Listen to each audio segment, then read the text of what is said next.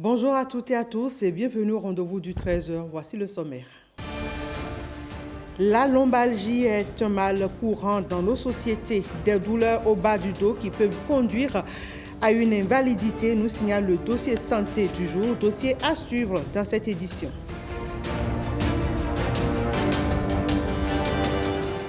Les Guépards affrontent ce jour à 17h le Rwanda pour la 4e journée des éliminatoires de la Coupe d'Afrique des Nations Maroc 2025.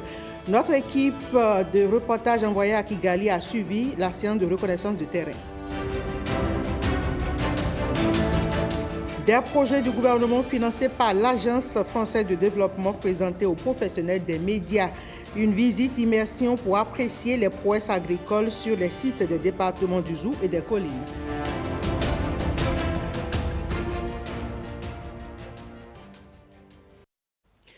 La commission thématique genre, affaires sociales et participation citoyenne de l'Association nationale des communes du Bénin a tenu sa première session au titre de l'année 2024.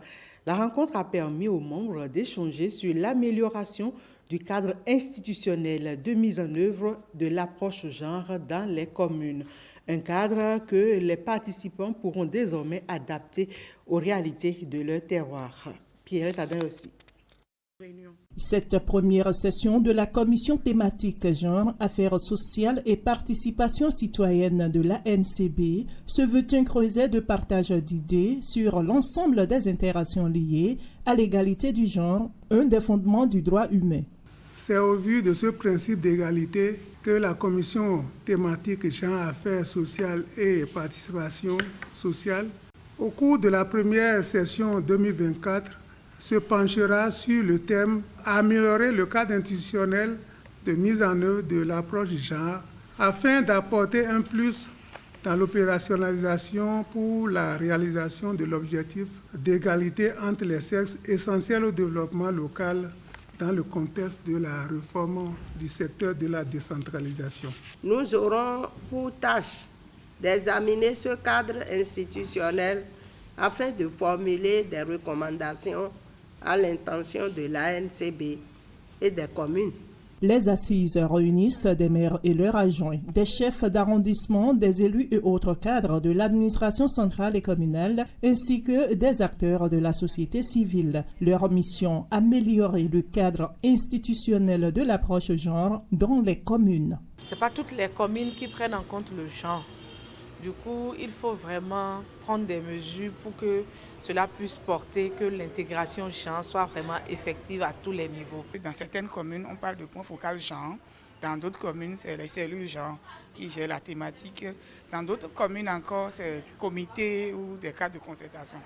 Et donc, il va falloir harmoniser tout cela et partir d'une base solide pour que désormais les budgets des communes soient sensible au genre. Des principales recommandations de cette session, on retient la mise en place de cadres de concertation de l'approche genre au niveau communal, départemental et national. Des journalistes au contact des réalisations de 3 projets du gouvernement financés par l'Agence française de développement.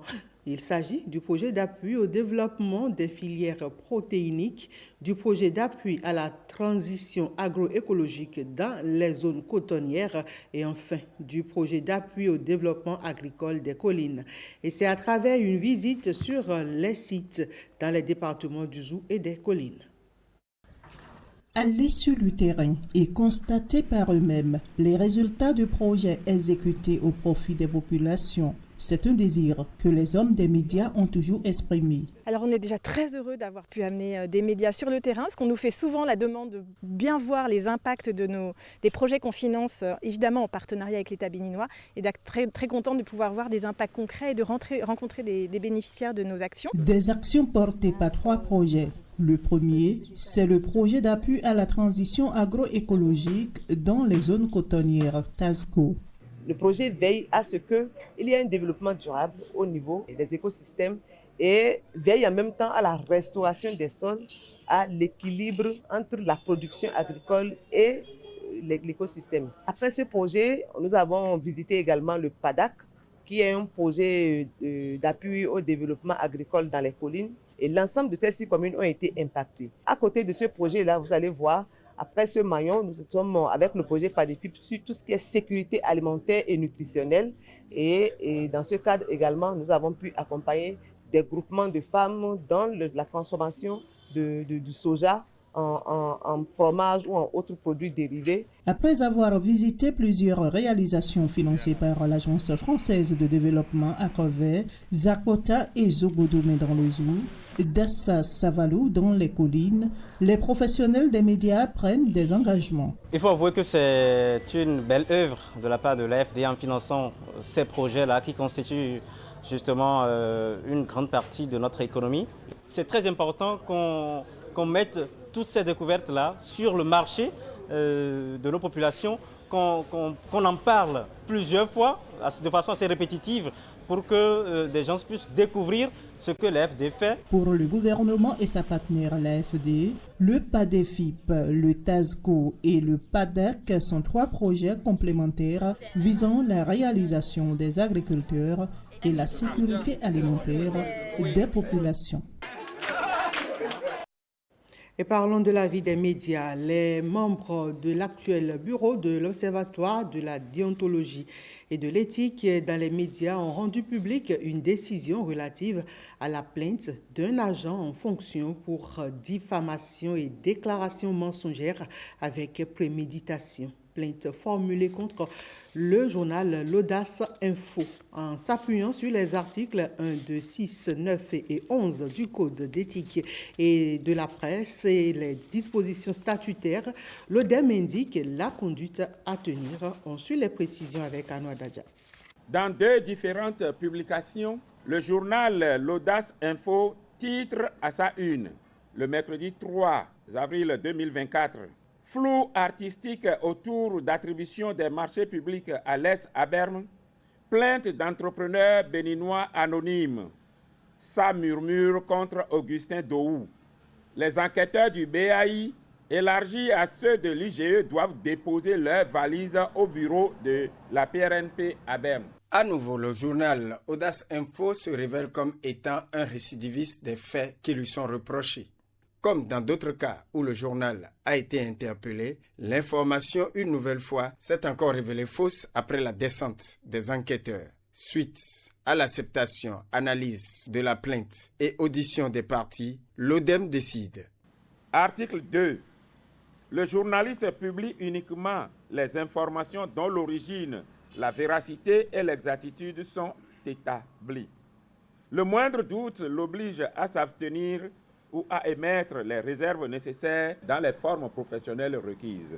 Le directeur de publication Jérôme Fadonoubo, représentant le promoteur Yves Romial Alingo, est appelé à réhabiliter l'honneur du plaignant Augustin Sourou-Dohou au moyen de rectificatifs, d'où l'exhortation.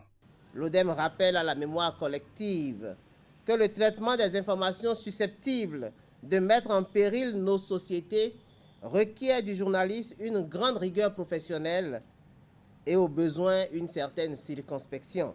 Alors que nous avançons tout doucement vers les prochaines élections, l'ODEM rappelle une conduite professionnelle aux hommes des médias. CUSO International est le centre de réflexion et d'action pour le développement intégré et la solidarité célèbre la Journée internationale de la fille dans la commune d'Aplahoui. Ils ont sensibilisé les jeunes élèves et apprentis aux bonnes conduites pour un avenir meilleur. Évariste Zomongou et Samira Tchabimane pour le reportage. La vision des filles pour l'avenir, c'est le thème cette année de la Journée internationale de la fille. À Aplahoui, dans le Koufo, les filles du collège d'enseignement 1 et certaines apprenties ont paradé à travers la ville, brandissant des affiches sur lesquelles on pouvait lire « Je suis fille, élève, apprenti, ma vision compte pour l'avenir ». Dans toutes les écoles primaires de la commune, les collèges, les formations sanitaires et bien d'autres domaines, il y a plus d'hommes que de femmes. Nous vous remercions pour cette occasion que vous nous donnez pour en discuter, car le meilleur remède pour guérir d'un mal est d'en prendre conscience. Le fait de parler de journée de la femme, c'est tout comme si on vous oublie petit et c'est quand vous êtes grande qu'on parle de vous. Aujourd'hui, il vous est donné l'opportunité de se rappeler chaque 11 octobre de votre journée, de votre avenir, de ce que vous devez être quand vous serez femme. Écouter les filles et investir dans les solutions pour leur avenir, tel est le souhait de Canadian University Services Overseas, CUSO International et le Centre de réflexion et d'action pour le développement intégré et la solidarité Seradis ONG. Il mise sur le partage de connaissances avec ces filles pour l'atteinte de l'objectif. L'objectif général de ce programme, c'est l'amélioration des conditions de vie des personnes les plus marginalisées, les plus vulnérables, en particulier les femmes et les filles. C'est dans ce cadre que nous accompagnons l'ONG Seradis. CUSO International est un organisme de bienfaisance qui s'est donné pour mission de mettre fin à la pauvreté et aux inégalités. Il intervient dans 10 pays, dont 6 en Afrique.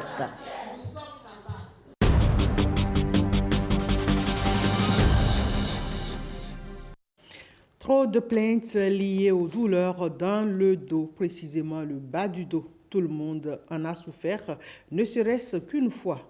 Un mal bénin qui pourrait conduire à une invalidité si on ne s'en préoccupe pas. Et dans le dossier santé de ce jour, nous faisons un zoom sur la lombalgie et c'est avec Heureuse Danoné. 4, 5, 6. Si vous avez mal au bas de votre dos, vous n'êtes pas seul. 619 millions de personnes en ont souffert en 2020 selon l'Organisation mondiale de la santé. Et les expériences n'ont pas été les mêmes. Je suis secrétaire de direction.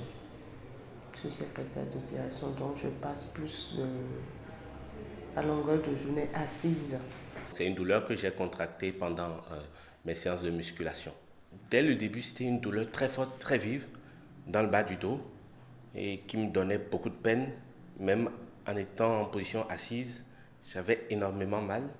Pour conduire, c'était pareil, j'avais tout le temps mal au dos. Je prenais des médicaments, des antalgiques et tout, mais ça ne passait pas.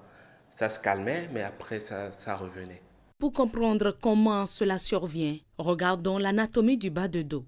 La colonne vertébrale est composée de 24 vertèbres et le mal de dos se déclare généralement ici, dans la région lombaire. Si certains de ces muscles sont tendus, faibles ou déséquilibrés, la pression peut entraîner une usure excessive des autres structures et causer ainsi une douleur lombaire. Pour certains patients, cette douleur peut être ressentie dans les régions voisines comme les fesses, la jambe et le pied du côté atteint. Dans la majorité des cas, la douleur disparaît en quelques jours ou semaines. Mais lorsqu'elle persiste pendant plus de 3 mois, il s'agit d'une lombalgie chronique. C'est un problème vraiment de santé publique.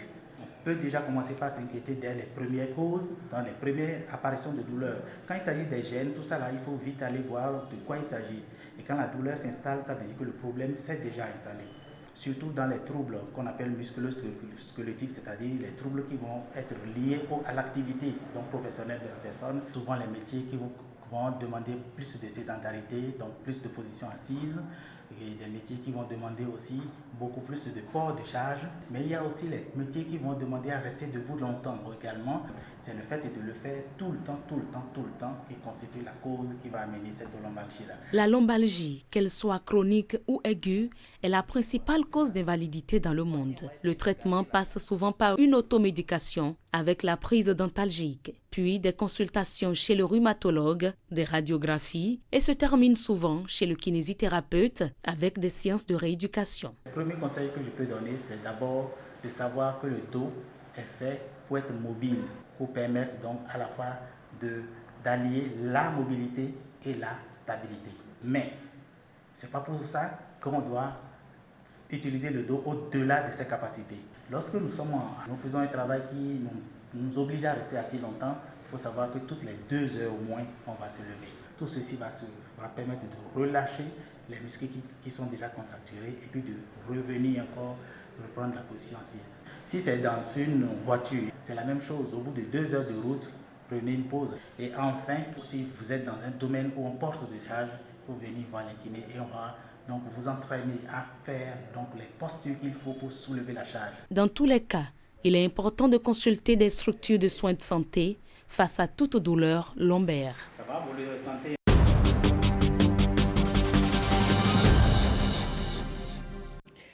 Le vent des réformes n'épargne pas le secteur de la santé. Pour en informer les acteurs, les membres de l'autorité de régulation du secteur de la santé en tournée dans le pays sont allés au contact des populations. L'étape de Nati Tengou, c'est avec Jean-Claude James et Yves Goropesi. 391 femmes décèdent en voulant donner la vie entre 2017 et 2018. C'est une triste réalité que le président de l'ARS partage avec ses invités, élus locaux, leaders religieux, professionnels de la santé et citoyens ordinaires qui sont ici à l'école du nouveau paradigme du secteur de la santé. C'est un plaisir pour l'ARS de se déplacer vers vous pour vous permettre de mieux la connaître et de mieux savoir comment rentrer en communication avec elle, parce que tout ce qu'elle met en place, c'est dans le sens d'améliorer la qualité et la sécurité des soins. Et c'est pour ça que je remercie le maire de Nati Tengou pour l'accueil qu'il a réservé. Au cours de cette séance, nous allons vous présenter 2 communications. La première sur l'autorité de régulation du secteur de la santé et la deuxième sur le dispositif pour la sécurité des patients dont le déploiement a été lancé à Cotonou le 28 mars 2024. La commune de Nati Tengou en a vraiment besoin et je vous remercie pour avoir répondu massivement à notre invitation pour corriger, pour parfaire, afin de nous sentir en bonne santé.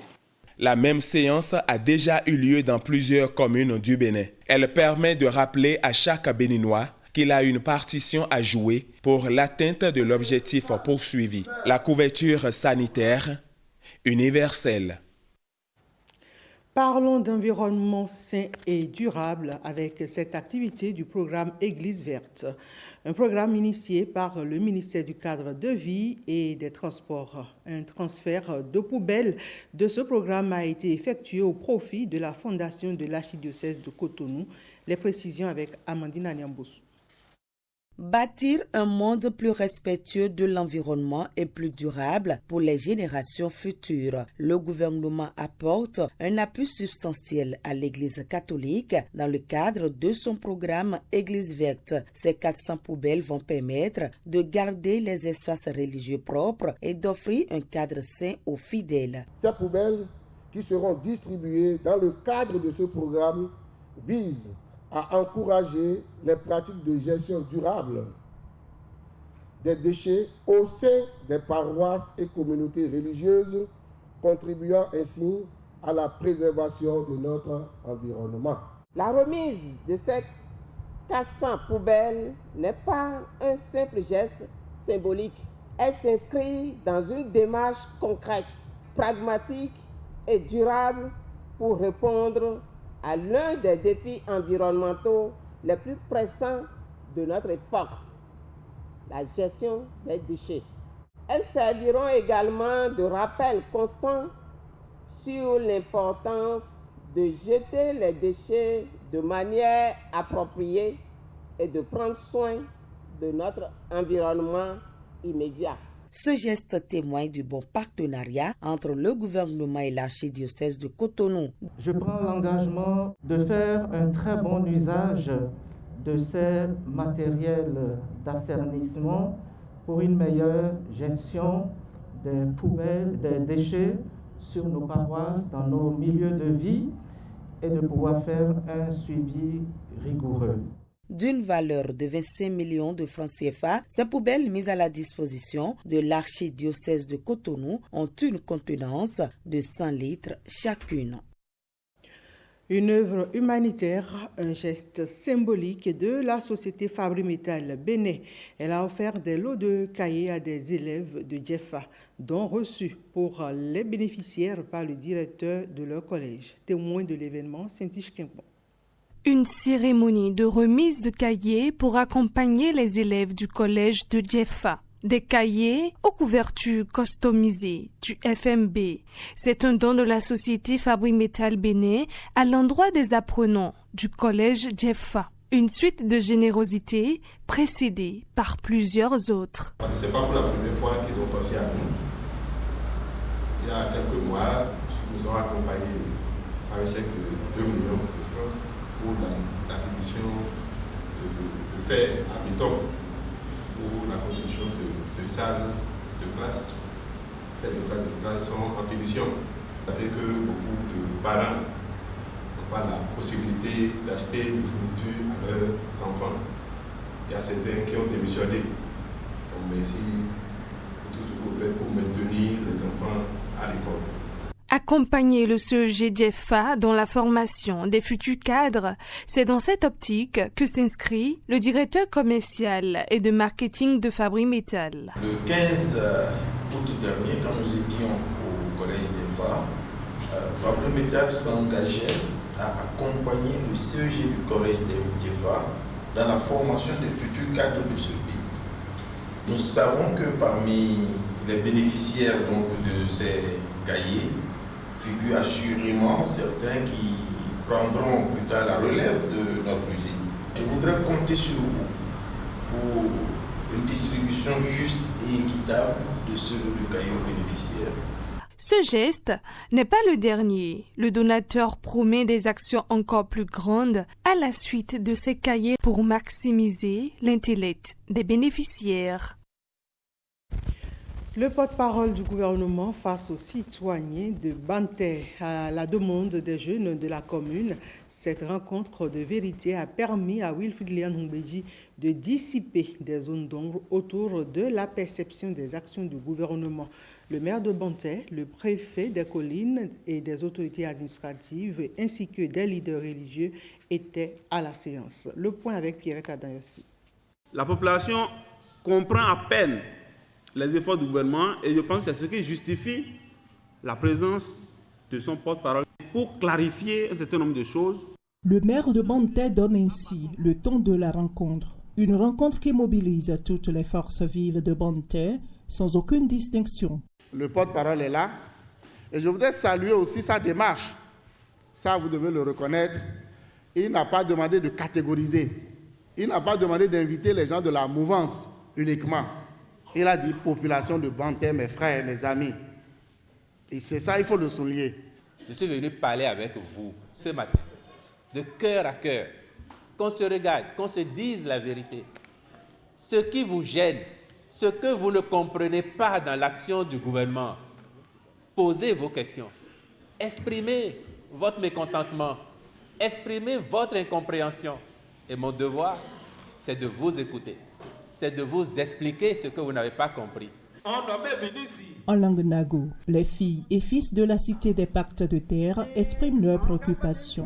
Elles sont relatives à la promotion des cadres de Banté, à la commercialisation du soja et de l'anacarde, aux infrastructures socio-communautaires, mais surtout aux projets prévus par l'exécutif pour la commune. Banté, moi je vous rassure, ce qui est prévu au programme spécial, la réhabilitation ou la construction des centres de santé, des marchés, les routes, l'eau potable qui a commencé et qui va se poursuivre, l'extension de l'électricité, la modernisation pour que le cadre de vie soit sain.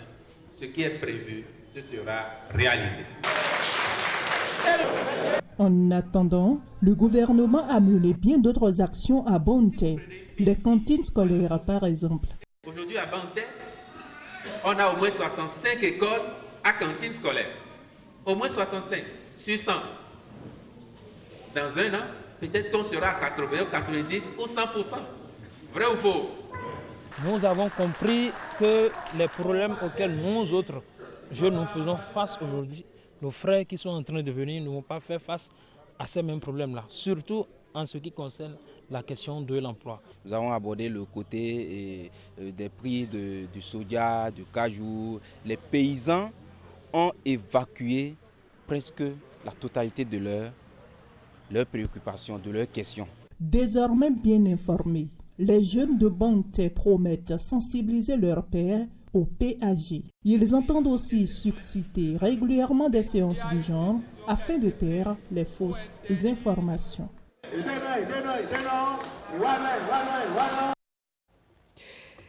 Ce mardi à 17h, notre sélection nationale affronte le Rwanda pour la 4e journée des éliminatoires de la Coupe d'Afrique des Nations Maroc 2025. Et l'objectif de cet après-midi est de continuer sur la dynamique. Une victoire va propulser nos guépards en tête de leur groupe et ils feront un pas pour un retour à la plus belle des compétitions africaines.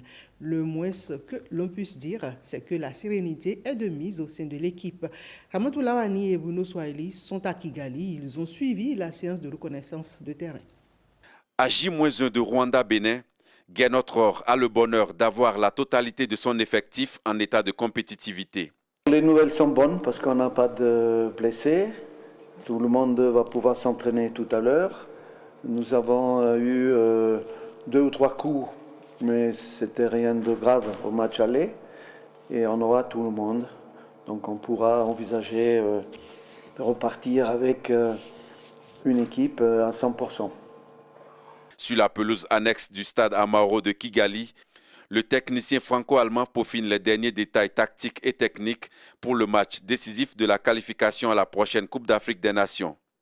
À cette dernière séance d'entraînement, avant d'affronter les Amavubi, le soutien au 11 national est total. Les autorités de la Fédération béninoise de football et du ministère des Sports sont présentes et à leur côté, d'autres acteurs comme des anciennes gloires du football béninois et le Conseil national des supporters du Bénin. Le moral est au top niveau, que ce soit pour l'engagement technique, pour les joueurs, pour nous les supporters et les anciens internationaux qui nous ont accompagnés. Je pense que nous sommes là pour la victoire et nous l'aurons. Le stade Amahoro de Kigali, ce chef-d'œuvre architectural, attend d'accueillir Amavubi Guépards ce 15 octobre et pourrait être le théâtre d'un match qui propulsera davantage le Bénin vers Maroc 2025.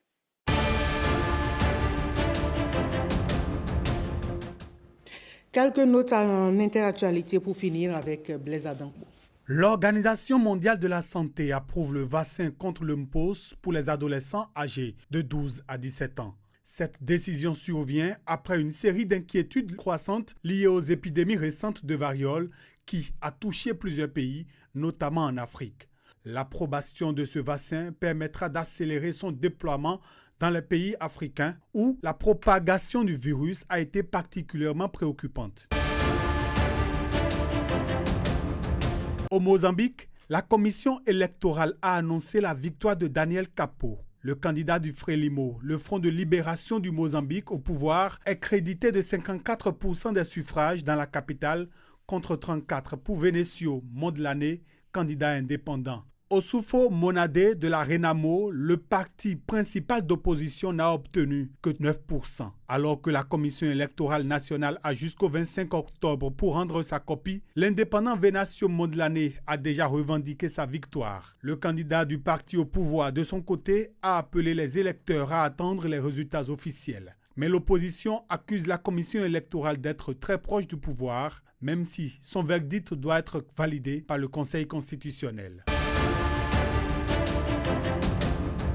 La Corée du Nord envoie des armes et des soldats pour soutenir les troupes russes, a déclaré le président ukrainien Volodymyr Zelensky. Il a fait ses commentaires dimanche lors de son discours quotidien à la nation, ajoutant que les relations de l'Ukraine avec ses partenaires occidentaux devraient se développer pour tenir l'alliance adverse à distance.